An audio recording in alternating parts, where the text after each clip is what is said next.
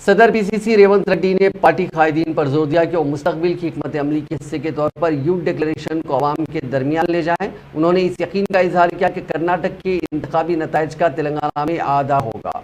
हैदराबाद में पार्टी के आमला के इजलास से खिताब करते हुए उन्होंने कर्नाटक में कामयाबी के लिए कोशिशों पर सोनिया गांधी, प्रियंका गांधी, राहुल गांधी, मल्लिकार्जुन खड़गे और सिद्धारामैया की सताइश करते हुए एक करारदाद मंजूर की। उन्होंने कहा कि राजीव गांधी ऑनलाइन क्विज के लिए 100 हलकों से 25 लाख अफराद की इंदराज की जरूरत है। उन्होंने कहा कि रियासत का यौम तासीस बड़े पैमाने पर मनाया जाना चाहिए। इस इजलास में आईसीसी के इंचार्ज मानिक और ठाकरे, कांग्रेस के कारगुजार सदर महेश कुमार गौड़, साबिक पीसीसी सुदूर इंतखाबी मुहिम के सीनियर अरकान, साबिक वुज़रा, हैदराबाद डीसीसी के सदर समीर वलीउल्लाह और दूसरे मौजूद थे।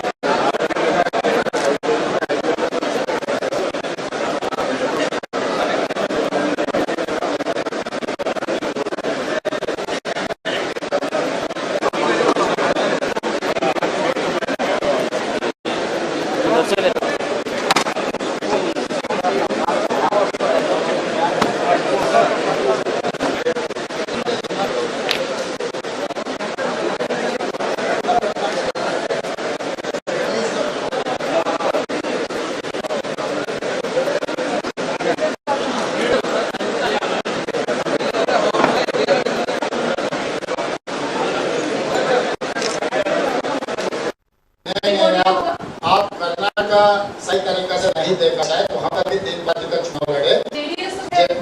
जेडीएस पहले 37 सीट था, केसीआर के साथ जोड़ने के बाद 19 हो गई। उनका धंधी है किसी के साथ जोड़ना, तो इसीलिए जैसा वहाँ पर फाइट हुआ था, यहाँ पर भी वही होने वाले। कांग्रेस पार्टी के एब्सोल्यूट 80+ सीट मिलने वाले हैं।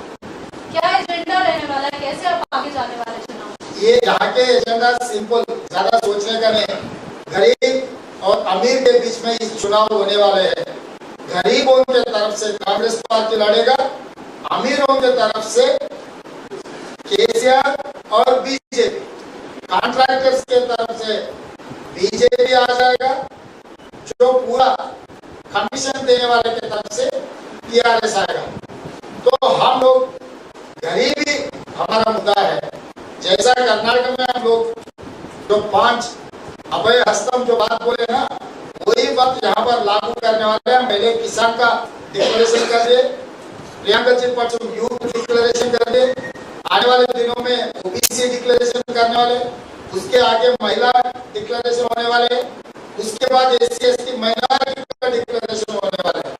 ये 5 मुद्दा लेकर गरीब लोगों की तरफ से कांग्रेस पार्टी आने वाले चुनाव लड़ेगा। गरीब के खिलाफ अमीर, अमीर की तरफ से बीजेपी बीआरएस रहेगा, गरीब की तरफ से कांग्रेस पार्टी रहेगा। एक प्रियंका गांधी जी की आपने बात कही है, खबर आ रही है शर्मिला जी से उन्होंने बात की, इस पर क्या कहना चाहेंगे कि सच में फोन किया था शर्मिला जी के साथ आपका कोई गठबंधन होने वाला? तब तो मैं गवाह नहीं था, मुझे तो पता है। अगर मैं गवाह रहा प्रदेश अध्यक्ष आप तक तो जरूर खबर नहीं होगी। तो आप एआईसीसी का बात कर रहे हैं, प्रदेश के बारे में पूछ रहा है। एआईसीसी के बारे में पूछे तो एआईसीसी के नेता दिखाना है। लेकिन है तो राज्य का ही मुद्दा ना, राजनीति तो यही की है। तो राजनीति है, ये तेलंगाना है। शर्मिला जी आंध्र प्रदेश के नेता है। आंध्र प्रदेश में कुछ बात कहना है, रुद्र राजू जी वहाँ के अध्यक्ष, वहाँ से बातचीत होगी। तेलंगाना में तो मैं तेलंगाना के अध्यक्ष हूँ। शर्मिला जी का जो आंध्र प्रदेश में लगातार उनके परिवार का और पार्टी का जो कुछ भी है आंध्र प्रदेश में चर्चा होना है। अगर होना है तो रुद्र राजू जी इसके जवाब दिए तो सही रहेगा। तेलंगाना